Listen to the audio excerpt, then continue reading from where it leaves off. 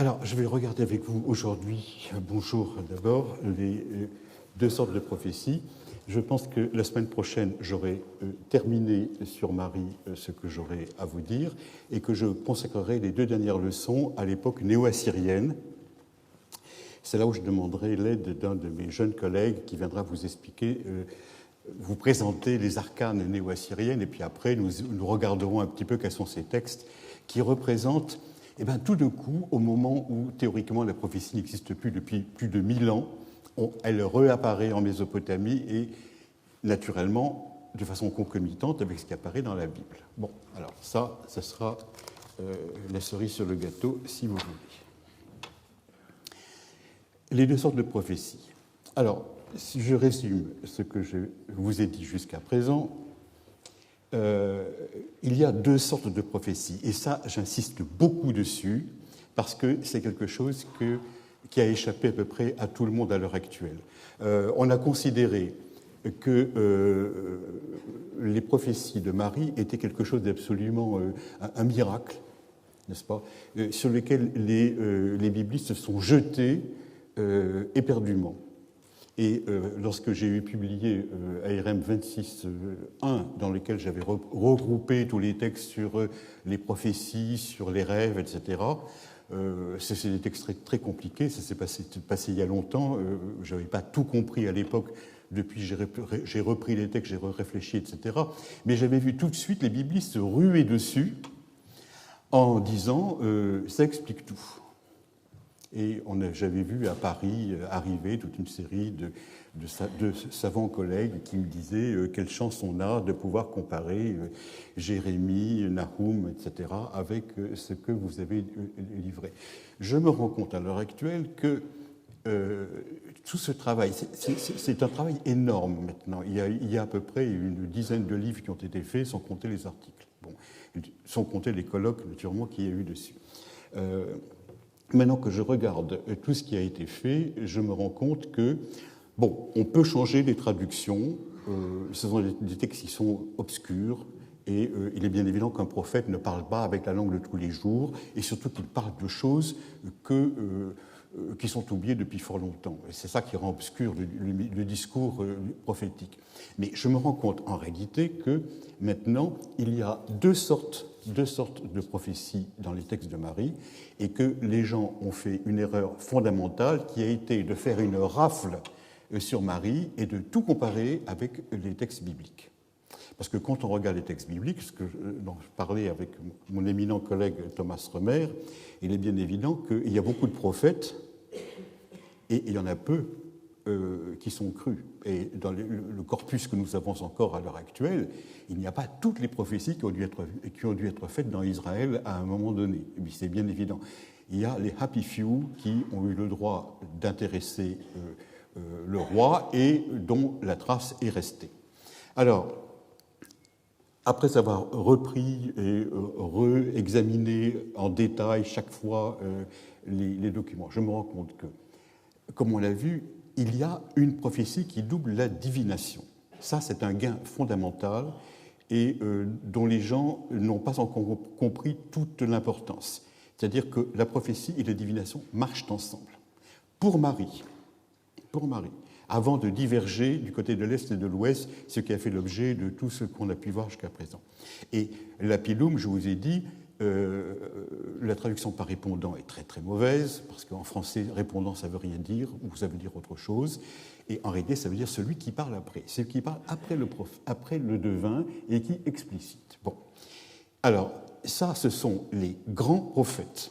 Ce sont les grands prophètes, c'est là où ces gens ont intéressé profondément le roi, et le roi leur a demandé leur avis, il les a envoyés en mission éventuellement, il les a chargés de questions auprès des divinités lointaines, et il les a envoyés de Marie à Toutoul, voire d'Agan, etc. Bon, tout ça, maintenant, ce sont des choses qui sont bien connues. Et je vous ai dit, les prophéties les plus spectaculaires, on les a du côté de l'Oronte. Bon, ça, on les avait déjà vues au XVIIIe siècle avant le Christ. Et à l'heure actuelle, il y a quelque chose qui se met en place maintenant, et ça c'est quelque chose de tout à fait nouveau, dont même les biblistes ne sont pas au courant. N'est-ce pas?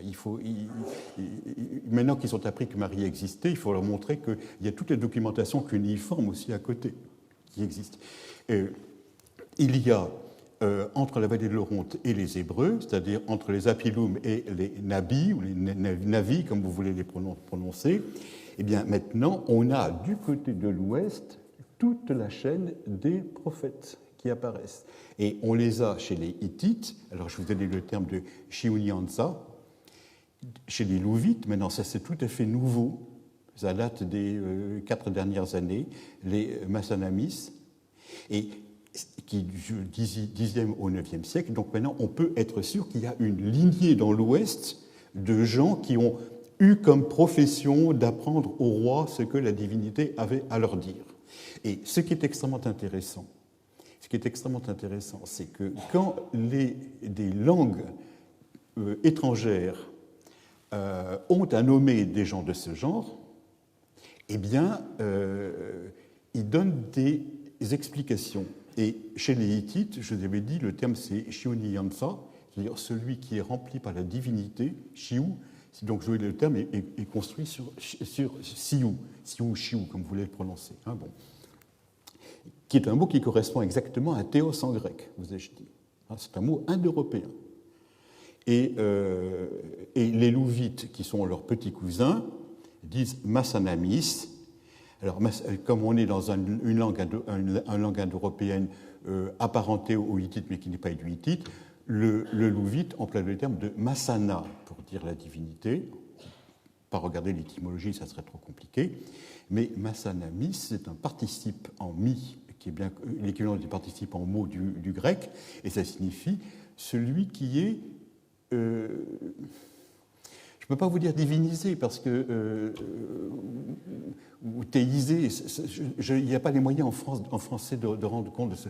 Ça veut dire quelqu'un qui a la divinité en lui, qui participe à la divinité. Hein. Et on voit bien donc que tous ces gens, celui qui parle après le prophète, celui qui est appelé le Nabi, ou bien ceux qui viennent d'Anatolie, ce sont des gens qui ont un rapport direct avec la divinité, et ils font parler le Dieu à la première personne, et on ne peut pas les négliger.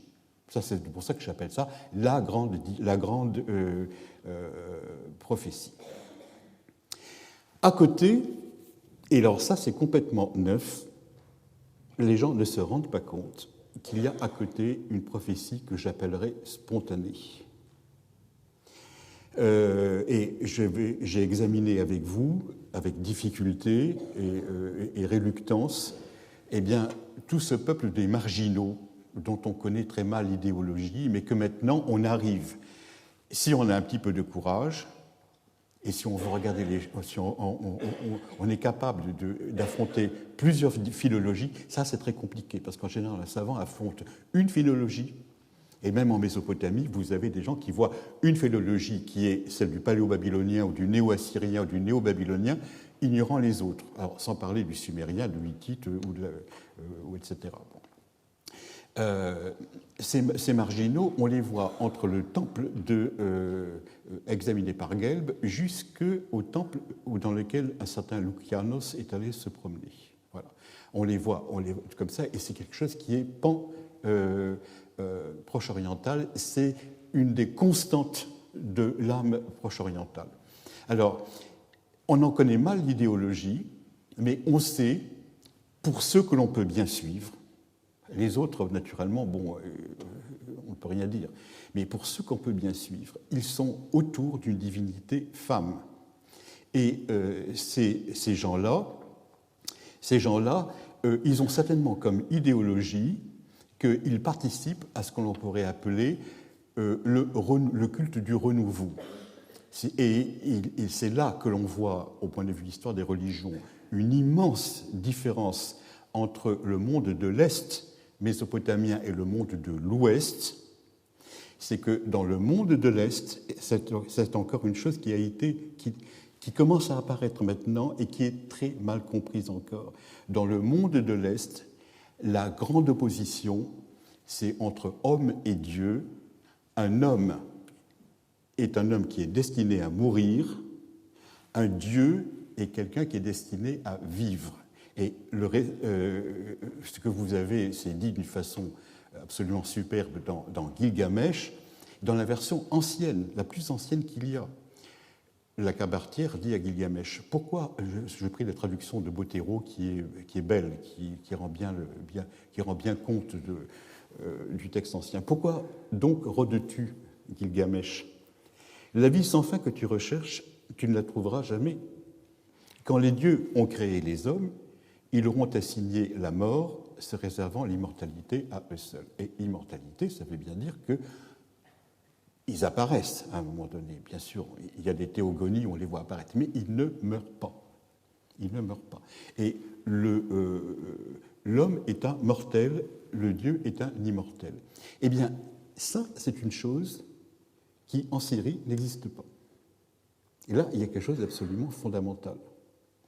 C'est que la différence qu'il y a entre un homme et un Dieu en Syrie, ou du côté de l'Ouest, c'est que l'homme meurt, Dieu meurt aussi, mais Dieu renaît. Et des différences entre un homme et un Dieu, c'est que l'homme, la divinité, est capable de renaître.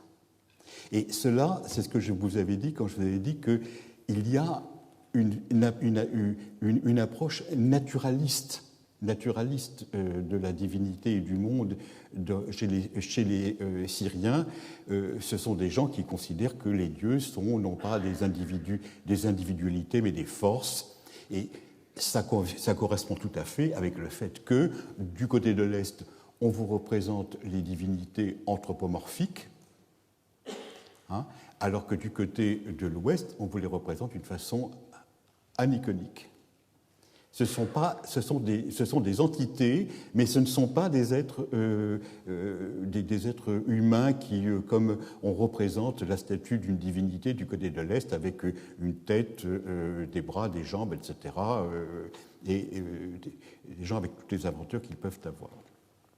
Alors, c'est ça que j'appelle par le fait qu'il y a les morts et les renaissances du Dieu en Syrie. Alors, vous me direz, comment est-ce qu'on fait pour le savoir? Eh bien, il y a tous les mythes récents. Mais il y a surtout maintenant quelque chose qui me frappe énormément, c'est que dans l'onomastique amorite, qui est une onomastique en général, qui a toujours un sens, comme au Proche-Orient, mais c'est une onomastique en général qui est donnée à un individu à des moments privilégiés de son existence. C'est-à-dire qu'il va s'appeler Zunan parce qu'il est né au moment de la pluie, ou bien Kutsan au moment où il y a le froid, bon. Ou bien il va être appelé par le lieu où il est né, ou choses de ce genre, etc. Bon, au moment des grands rituels, ce sont les moments où tout le peuple se rassemble, on fait le culte pour une des divinités fondamentales, et on voit des mots qui les perpétuent. Quelqu'un qui naît à un moment d'un rituel porte le nom de ce rituel en référence, comme vous avez des gens qui peuvent s'appeler Toussaint ou Noël, si vous voulez. Bon, si vous voulez une comparaison hâtive avec nous, parce que c'est pas comme ça que notre onomastique joue. Bon. Je ne sais pas s'il y a des gens qui s'appellent Pâques, mais bon, on pourrait éventuellement imaginer qu'il y a des gens qui s'appellent Pâques, puisqu'il y a des gens qui s'appellent Noël ou Toussaint. Bon. Eh bien, on se rend compte que toutes les divinités à l'époque amorite entrent dans un cycle de mort et de renaissance. Et il y a des rituels de mort et des rituels de renaissance, et ce sont ces rituels qui scandent absolument toute la vie humaine, et ça marche admirablement avec le fait que le fondement même de la religiosité humaine, c'est le culte des morts. Donc, si les vivants se réunissent périodiquement pour commémorer leur mort et dire « voici les gens que nous adorons, que nous honorons, dont nous perpétuons le souvenir, à qui nous restons fidèles, etc. », il est normal que les divinités rentrent aussi dans ce système-là. Et seulement le problème, c'est que les dieux renaissent. Alors, y avait-il une croyance à la renaissance des hommes? Eh bien, jusqu'à présent, rien ne nous reste pour cela, pour pouvoir le dire. Alors, regardons maintenant, il faut donc bien réfléchir à une chose de ce genre, c'est que tout dieu syrien est un dieu qui meurt. Si vous avez en Syrie un dieu qui ne meurt pas, Il n'est pas d'origine syrienne. Il vient d'ailleurs. Bon. Et vous voyez tout à fait, d'ailleurs, ce qui est très intéressant, c'est de voir que dans la mythologie hittite, de la même façon, on voit des dieux, alors, ils descendent aux enfers, si vous voulez. Ça revient strictement au même. Bon. Regardons maintenant les thèmes pour la prophétie, puisqu'il y a deux sortes de prophètes, et qu'il y a deux idéologies. Celle qui revient aux apilum, sur lequel on ne sait pas grand-chose, et puis celle sur la population qui n'a pas laissé de traces écrites, mais sur laquelle manifestement on comprend un peu plus de choses. Il devrait y avoir deux termes différents pour noter la notion de prophétie. Eh bien, alors, je suis désolé pour la traduction, parce que ipsissima verba, en général, ce sont les termes que l'on garde pour les paroles mêmes du Christ dans l'Évangile. Bon, les paroles mêmes que le Christ a prononcées. Je n'ai pas d'autre façon d'essayer de vous transcrire en français, dans l'usage moderne, l'équivalent de la grande prophétie. La grande prophétie, c'est awatum, les paroles. On donne les paroles de la divinité. Et la divinité parle à la première personne. Le prophète ne vient pas pour dire Dagan a dit que, ou Adou a dit que. Il dit je suis Dagan qui dit que, je suis Ishtar qui dit que, je suis Shamash qui dit que. C'est-à-dire que la prophétie, c'est vraiment quelque chose qui est dit à la première personne. Et les ipsissima verba, naturellement, sont à la première personne. Chaque fois que vous avez un apilum, c'est-à-dire un grand prophète, que vous avez un message directement adressé comme cela à la divinité, eh bien, c'est un discours direct et on vous parle de la parole. Alors voici un exemple. C'est la lettre que l'apilum a envoyée au roi de Marie. Il écrit au général pour lui dire, alors le général écrit au roi en lui disant, l'apilum vient me dire, envoie-moi un scribe que je lui fasse écrire le message que Shamash m'a envoyé pour le roi. Et la prophétie qui va être, qui est une prophétie dirigée, c'est-à-dire le Dieu va dire, il va t'arriver telle chose si tu fais telle chose. C'est ça la caractéristique de la grande prophétie, c'est-à-dire qu'elle va promettre des choses au roi en échange de ce que le roi va faire. Ça va être un témoum. Et le témoum, c'est un message. C'est exactement ce que l'on apporte au roi pour le prévenir de ce qui se passe dans son royaume. Et c'est ce que le roi renvoie lui-même pour dire aux gens ce qu'il faut qu'ils fassent. Donc, voilà, on emploie là un vocabulaire administratif de très haute tenue. Awatum, les paroles, ou le témoum, le message, c'est ce que le roi lui-même donne à ses subordonnés. Bon. Alors, ça c'est la lettre. Le général dit l'apilum a dit envoie-moi un scribe, et on a la lettre. Et dans ces lettres, elle commence par Di Zimrilim, on s'adresse au roi. Le roi, on ne dit pas que c'est un roi. On ne dit pas mon Seigneur, c'est le Dieu qui parle. Le Seigneur, c'est le Dieu. Et le roi n'a qu'à écouter respectueusement ce qu'on lui dit. Ainsi parle l'apilum de Shamash. Et regardez, je suis celui du pays que l'on apporte rapidement un grand trône à la demeure où je me complais, et ta fille que je t'ai réclamée à Sipar, ville de vie, etc. Bon, ça continue comme ça, on avait vu ce texte une autre fois, je vous le rappelle simplement. C'est tout à fait caractéristique de cette parole directe et dans laquelle on dit au roi ce qu'il faut qu'il fasse, et en échange, naturellement, il aura des choses. Regardez un autre exemple, alors, qui est celui dans lequel on voit le couple devin plus prophète, et où c'est vraiment l'apilum, c'est un des exemples les plus nets dans lesquels on voit que l'apilum dit après, n'est-ce pas? C'est ça, c'est apalum, c'est parler après. Lors des oracles, alors ça c'est le terme technique de teretum, c'est la mission que l'on constate sur le foie. Bon, le dieu de l'orage de Calassou apparaît disant « Ne suis-je pas le dieu de l'orage de Calassou qui l'est élevé ?» C'est Adou de Calassou qui fait ça?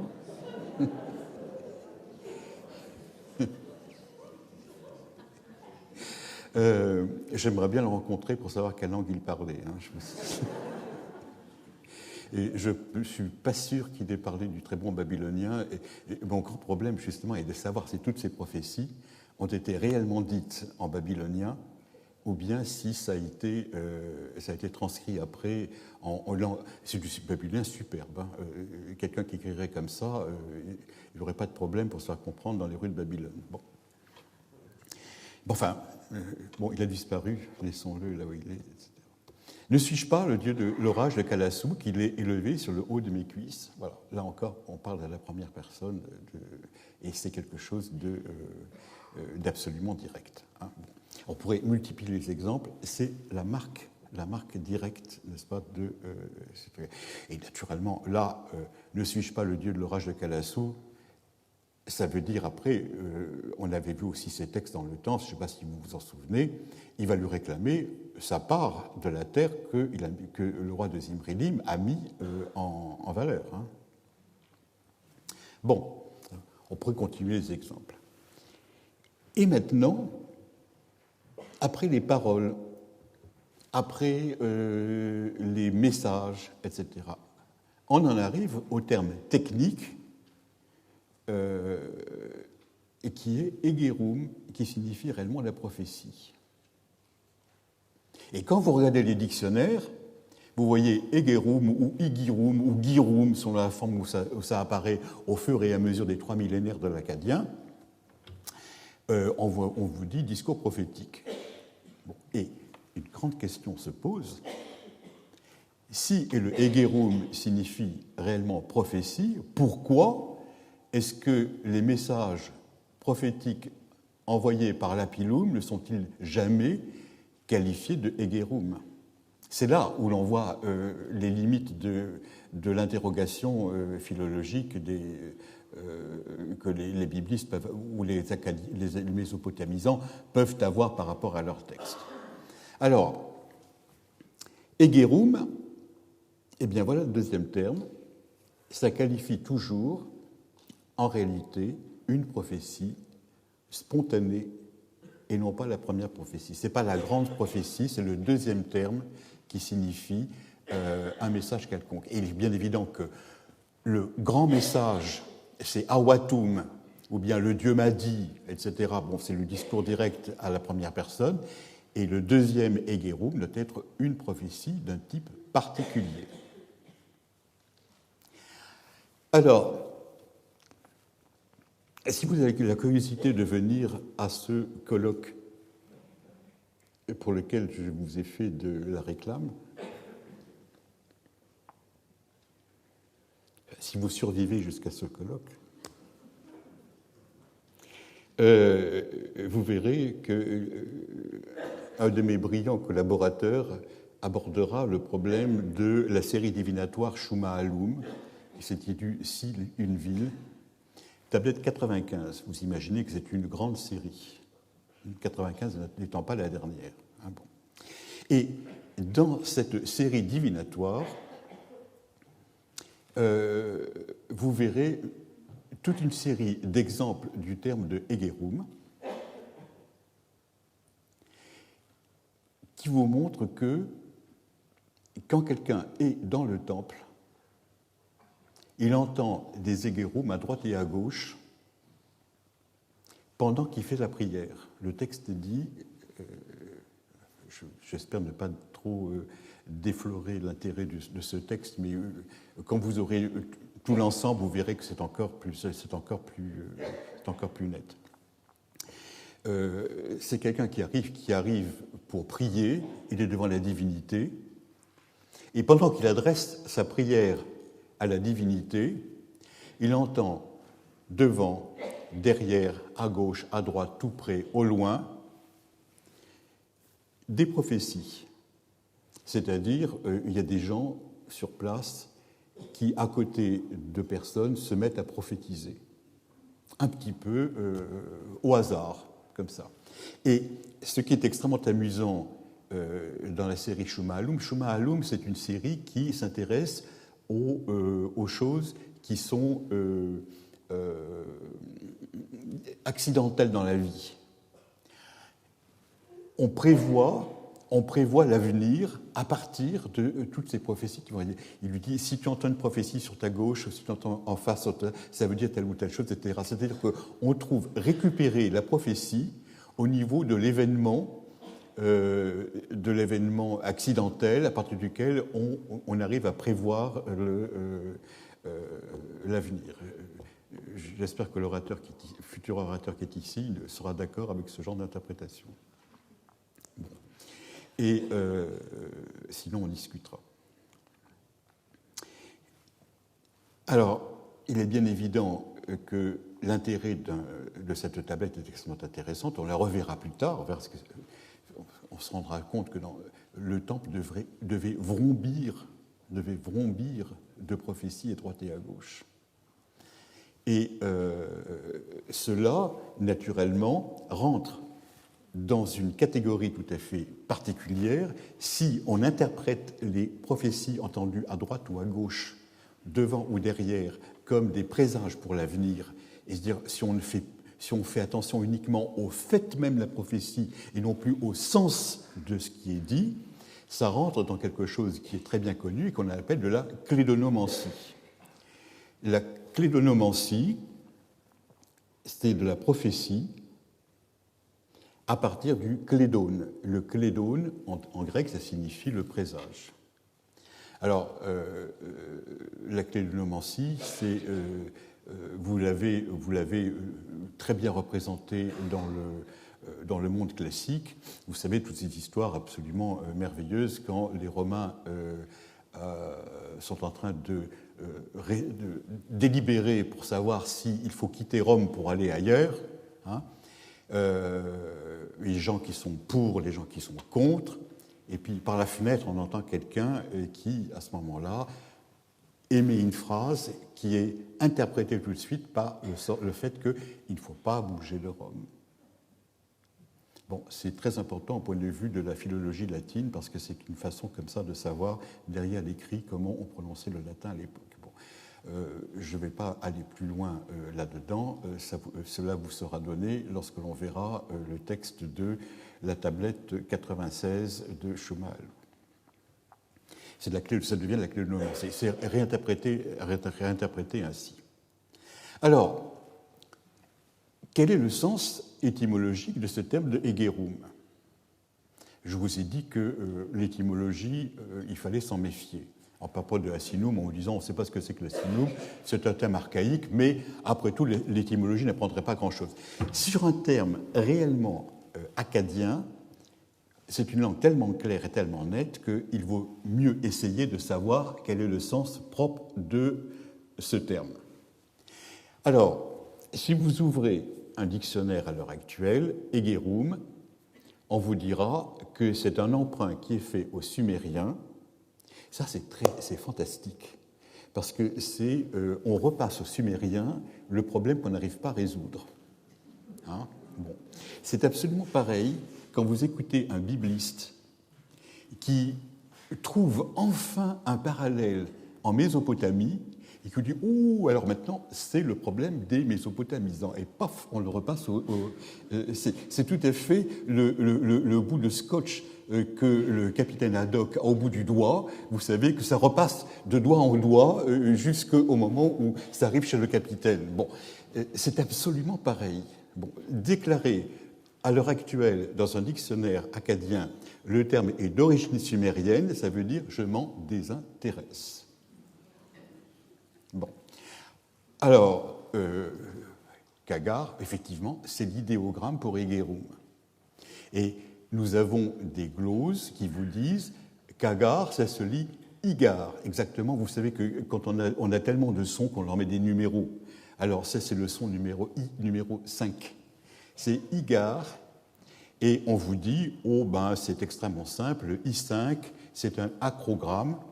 Acrogramme, c'est-à-dire que vous prenez le début d'un mot et dont vous gardez uniquement la valeur. K, qui signifie la bouche, c'est un concept d'écriture dans lequel il y a tout ce qui sort de la bouche.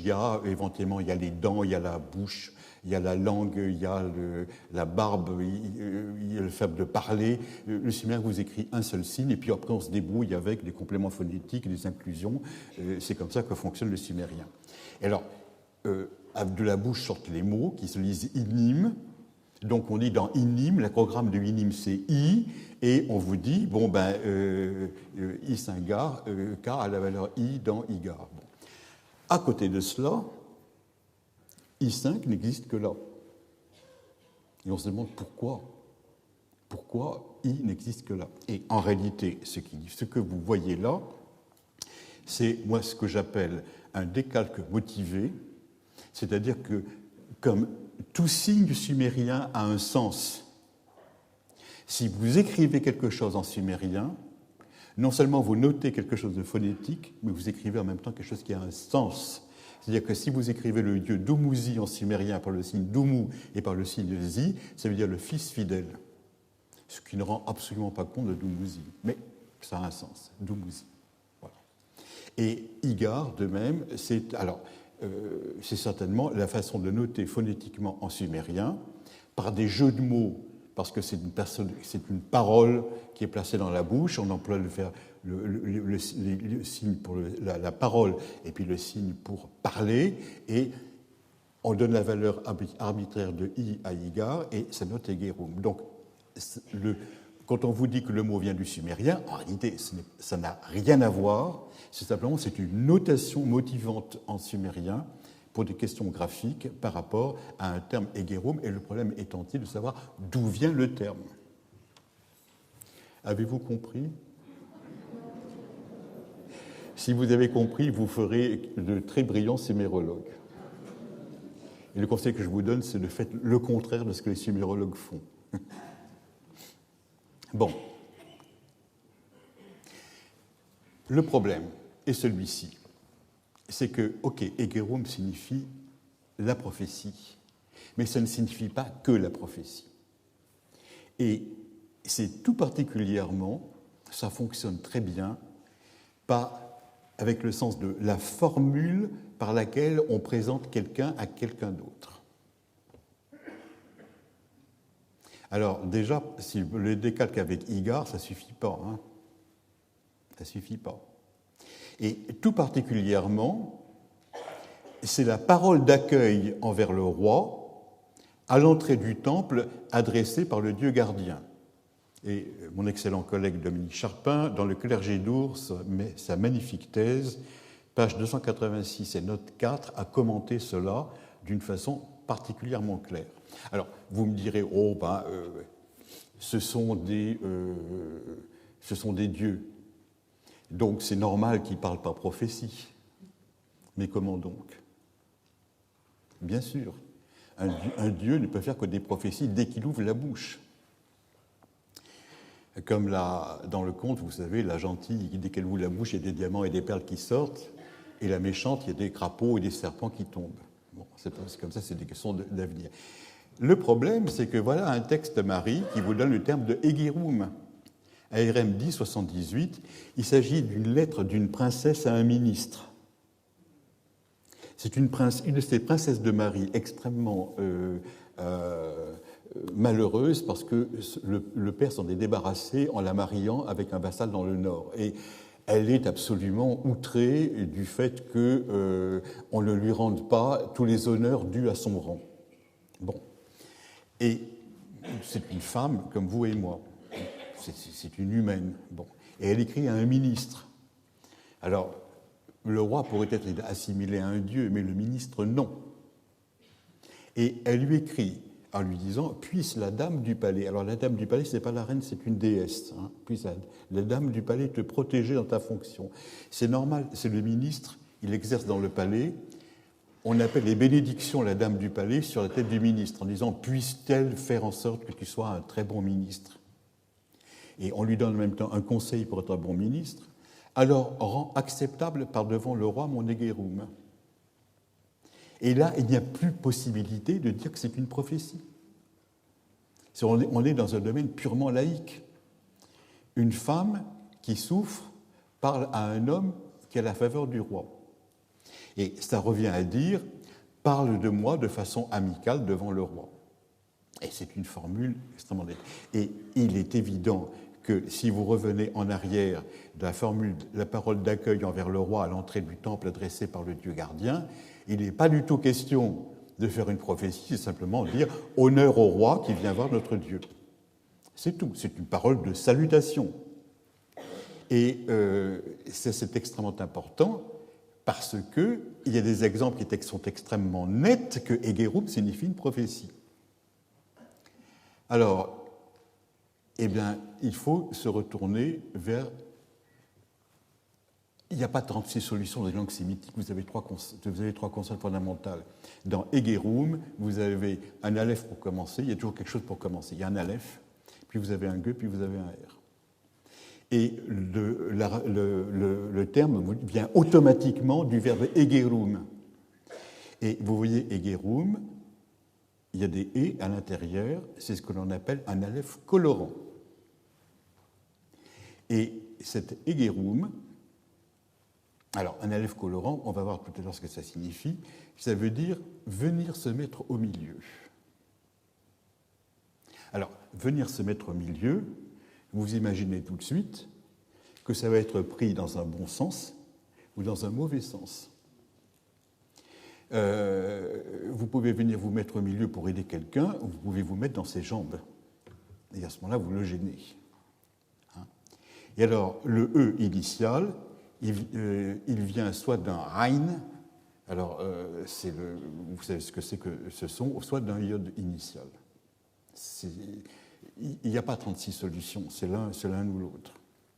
Et lorsque l'on regarde les dictionnaires à notre disposition, Egerum, qui signifie la prophétie, et Egerum, le verbe, sont séparés parce que l'on fait venir le verbe de la racine comparée à l'arabe hajara, qui signifie empêcher d'approcher, et le verbe, le substantif qui est construit dessus, vous voyez, ça signifie empêchement et réclusion. Ça ne convient absolument pas pour le sens du verbe. C'est une étymologie idiote.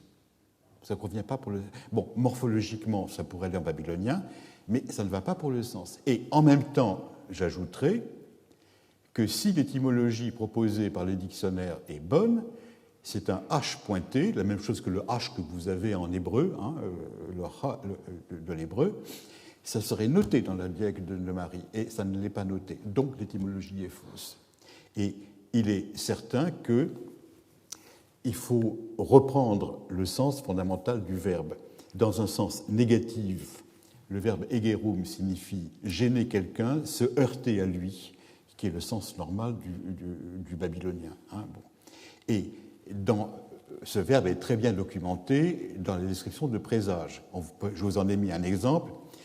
Alors, ça fait partie de ce style admirable de la divination par le foie.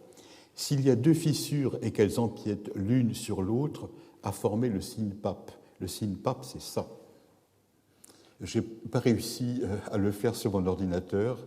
J'ai eu des problèmes pour le faire. Je préfère vous le montrer comme ça. C'est une forme de croix.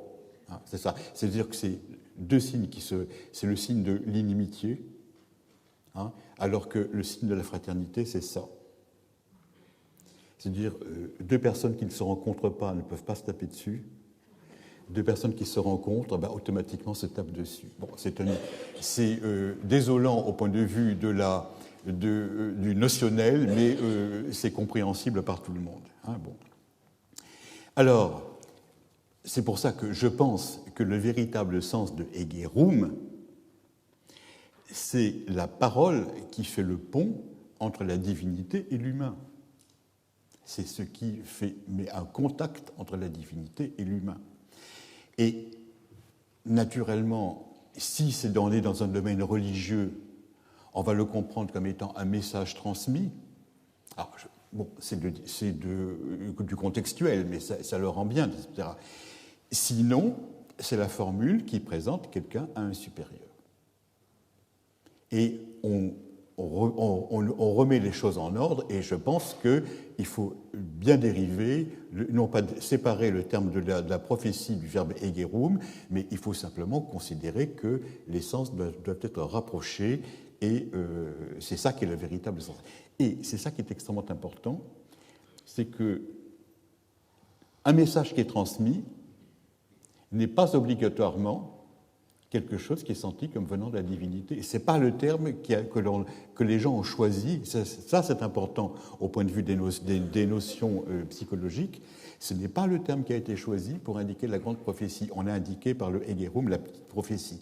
Et tout particulièrement, c'est le terme qui est employé lorsque la prophétie est provoquée. Il y a des moments où on en a assez de voir que la divinité se tait. La divinité, on supplie la divinité d'envoyer un signe et la divinité reste muette. Elle ne fait rien, on ne constate rien, on n'entend rien. Alors à ce moment-là, qu'est-ce que l'on fait? Eh bien, on prend alors un devin mâle et un devin femelle. Il n'y a pas de déqualification, il y a le mâle et la femelle. On suppose que ce sont des hommes, puisqu'ils parlent après. Et on les fait boire. On ne vous dit pas quoi. Par la Bible, on le sait, on leur fait boire du vin. Et une fois qu'ils ont perdu leur contrôle, comme on dit dans une autre langue, eh bien, à ce moment-là, ils se lâchent et la divinité parle. Alors, la Bible connaît parfaitement ce genre de choses, qui est une abomination. Et ils disent à ce moment-là, ce ne sont pas des paroles inspirées que le prophète dit, ce sont des vomissures. J'imagine qu'on avait dû forcer un petit peu sur la dive bouteille pour donner de l'inspiration à la personne et lui faire avoir accès à la divinité. Et c'est formellement défendu, il faut attendre que Dieu parle. Si Dieu ne parle pas, Dieu ne parle pas. Si on le provoque, on fait un rite païen. Et c'est tout à fait caractéristique qu'à Marie, dans le cas d'une divination provoquée, on va vous dire c'est un Hegerum. Et de la même façon que si ce sont des on-dit qui sont rapportés, on vous dira ce sont des Hegerum. J'ai entendu dire que, etc. Ce sont des Hegerum, etc. Alors vous me direz, qui est-ce qui a fait boire le mâle et la femelle? C'est la reine. La reine qui, en ayant assez de ne pas avoir de contact avec la divinité, a décidé qu'on va faire boire et on va savoir. Et naturellement, les gens qui avaient, semble-t-il, le vin gai plutôt que le vin triste, ont prophétisé des triomphes sans fin pour le roi, et toute contente, la reine envoie une grande lettre pour dire tout va très bien, tu vas gagner ta guerre, tu vas couper la tête à ton ennemi, les gens vont le laisser tomber parce que ce ne sont pas de bons alliés, etc. Et on sent très bien à lire la lettre que ça ne va pas satisfaire le roi parce que la reine anticipe les réserves que le roi va avoir en lui disant il ne faudrait pas que mon seigneur me dise que une fois qu'ils ont bu du vin, ils disent n'importe quoi. Il y en a qui se taisent, dit-elle. Il y en a qui se taisent. Et si elle dit des choses de ce genre, c'est qu'elle sent bien que le roi ne rentre pas dans une chose de ce genre. Et ça, c'est un exemple extrêmement net que une prophétie, aussi spectaculaire soit-elle, si elle est provoquée et si elle n'est pas naturelle, eh bien à ce moment-là, si elle ne vient pas comme commentaire d'un présage hépatoscopique, ce n'est pas bon et on la laisse de côté. Alors, un autre exemple maintenant de Hegerum, c'est en Babylonie. Les termes existent parfaitement quand on sait les lire. Voici ce que l'on dit à quelqu'un. Va à la maison de celui qui interroge la divinité. Ça, c'est un shailum, on verra la prochaine fois comment interpréter ce genre de choses. Va à la maison de celui qui interroge la divinité. Emplis de grains une corbeille. C'est-à-dire qu'on lui apporte un cadeau. Prends une grosse tranche de celle dont on nourrit les morts. Bon, ça apprend par la même occasion que pour les morts, on fait une grosse tranche de pain. Ça fait partie de ces civilisations dans lesquelles il n'y a pas d'assiette, donc on se sert d'une grosse tranche de pain sur laquelle on met la nourriture. éventuellement de la soupe ou des choses de ce genre, etc. C'est quelque chose qui est encore anthropologiquement très très bien connu. Il n'est pas nécessaire d'avoir de la vaisselle. Une grosse tranche de pain peut faire l'affaire. Donc on apprend par la même occasion comment on nourrissait les morts. Et il dit après, sort à la porte pour avoir un egerum. C'est-à-dire qu'une fois qu'il est allé chez celui qui interroge la divinité, qui lui a fait le présent d'une corbeille de grains et d'une grosse tranche de pain, du calibre de celle que l'on emploie dans le rite des morts, ce n'est pas un rite des morts, alors, tu ressors, tu te mets à la porte et tu écoutes ce qui va se dire. Et la première personne qui passe en disant quelque chose, voilà la réponse à ta question. Vous avez ça dans ce qu'on appelle la bibliomancie. À l'heure actuelle, si vous prenez un livre, vous l'ouvrez à une page et vous lisez. Et bon, si vous tombez sur que celui qui a des oreilles entende, bon. Voilà, c'est des choses comme ça. Mais la bibliomancie est quelque chose qui est très bien attesté à l'heure actuelle encore de nos jours, etc. Et voilà ce que c'est qu'un egerum. C'est ça qu'on appelle de la clédonomancie. C'est quelque chose qui est fortuite, qui arrive et qui vient se rajouter, et dont on a des exemples d'ailleurs dans le texte dont je vous parlais tout à l'heure, le Shuma Alum, tablette 95, qui est employé abstraction faite du sens.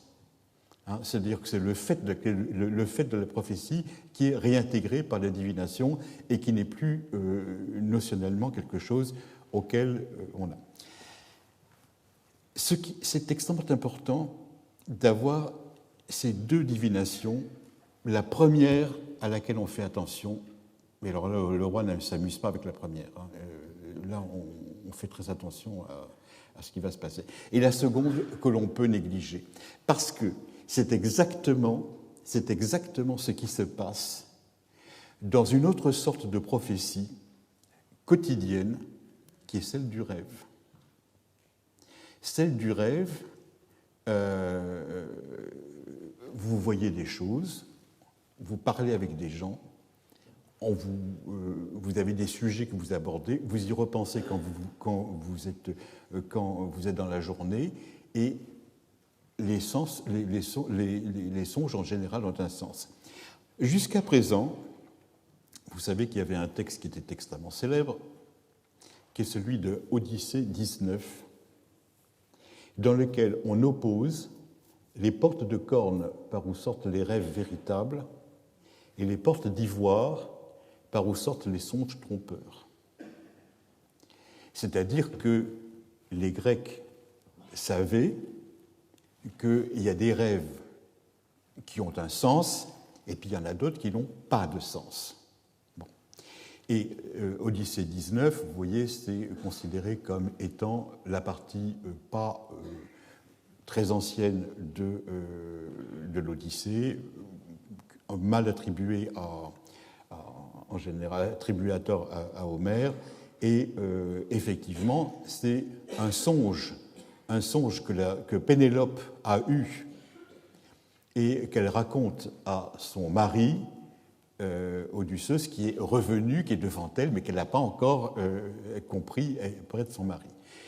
Et voilà le discours que Pénélope tient. Étranger, les songes sont impénétrables, difficiles à expliquer, et ils n'accordent pas aux humains tout ce qu'ils leur promettent. Deux portes s'ouvrent aux songes légers. L'une est de corne, l'autre d'ivoire. Ceux qui traversent la porte d'ivoire sont des songes trompeurs, apportant aux mortels des paroles qui ne s'accompliront jamais. Ceux, au contraire, qui annoncent la vérité, viennent par la porte de corne. Voilà, ça c'est le texte fondamental. C'est un texte qui sera très célèbre du côté de l'Occident par l'imitation qu'en fera Virgile, hein, lui-même. Quel est le moment du rêve ? Eh bien, on en est sûr parce que Pénélope rêve qu'un aigle vient et lui tue ses petits oisillons. Elle est affolée de voir ça. L'aigle lui adresse un long discours ensuite. Bon, elle se réveille et elle voit les oisillons autour d'elle, qui sont en train de manger ou courir, etc. Donc, c'est le moment du petit matin. Elle se réveille au petit matin. Et ça veut dire que d'après la réponse que va lui faire Ulysse Odysseus, les songes du début de la nuit sont les songes qui passent par la porte d'ivoire, et les songes du matin sont les songes par la porte de corne. C'est-à-dire que ce que vous rêvez au début de la nuit n'est pas bon, ce dont vous rêvez au petit matin, c'est bon. C'est un texte qui est extrêmement célèbre, dont tout le monde a dit plein d'imitations en ont été faites. Eh bien, à l'heure actuelle, figurez-vous que au XVIIIe siècle avant le Christ, à Marie, ça existe déjà. Ça existe déjà.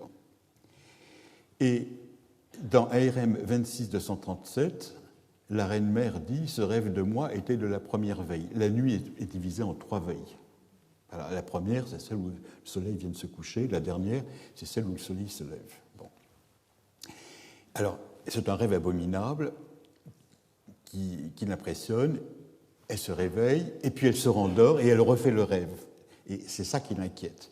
Et on en a la preuve parce que dans 2642, le texte 2642, on a aussi le récit du rêve d'un ministre qui s'appelle Samétar, et c'est un rêve effrayant. On demande au devin ce que ça signifie, et le devin dit « Pouf, c'est un rêve qui est fait du début de la nuit, ça n'a pas de valeur. Oubliez-le. » Et en réalité, quand vous regardez les différents ouvrages sur les songes, c'est comme ça un petit peu partout. Les gens se sont rendus compte que quand on a trop mangé et qu'on s'endort la panse pleine, on fait des cauchemars, et que si un rêve doit être...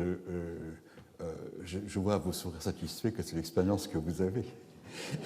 Et quand vous vous réveillez le matin frais et dispo, les rêves que vous voyez, comme dit Homère, s'évanouir petit à petit, vous voyez encore la traîne de la déesse qui comme ça c'est la vérité. Bon. Eh bien, c'est peut-être une vérité en général, les Arabes le pensent, les oneirocritiques grecs le pensent aussi, les Babyloniens le pensaient déjà, il doit y avoir une expérience humaine derrière, fondamentale, disant si tu t'endors la panse pleine, surtout en dormant sur le ventre, endormi sur le ventre, c'est normal que tu fasses des cauchemars. Voilà.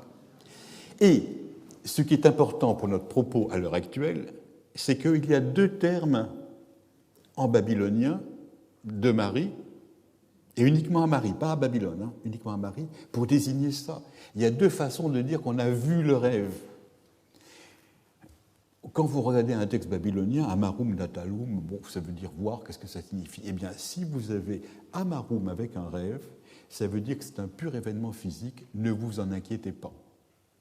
Si vous employez le verbe Natalum, eh bien, c'est un fait ominal dont il faut tenir compte. Donc, de la même façon que vous avez 2 sortes de prophéties, une avec laquelle on ne s'amuse pas, et l'autre, il faut voir. Le roi, vous avez vu, je ne sais pas si vous vous souvenez, je vous ai dit, quand le roi s'en va, il sait qu'on va lui transmettre les grandes prophéties, mais il veut savoir tout ce qui se passe. Il lui dit, toutes les petits éguiroums qui se sont passés dans le temple, écris-les-moi, dit-il à quelqu'un qui n'est pas un très haut personnage. Bon. De la même façon, dans les rêves, il y a 2 choses. Il y a des choses qui sont bonnes et des choses qui ne sont pas bonnes. Alors, ça, c'est extrêmement important parce que le contact avec l'autre ou l'au-delà est pérenne dans l'expérience babylonienne, mais il faut faire des distinguos extrêmement précis entre ce qui est vraiment important et ce qui n'est pas important. Et ça, c'est une chose absolument magnifique parce que ça veut dire que le roi on ne peut pas lui raconter n'importe quoi. Et naturellement, Marie est un observatoire absolument merveilleux parce que tout est possible. Dans l'Ouest, ils ont déjà fait un choix. Dans l'Est, ils ont déjà fait un choix. Marie nous donne encore l'aspect naïf de l'approche.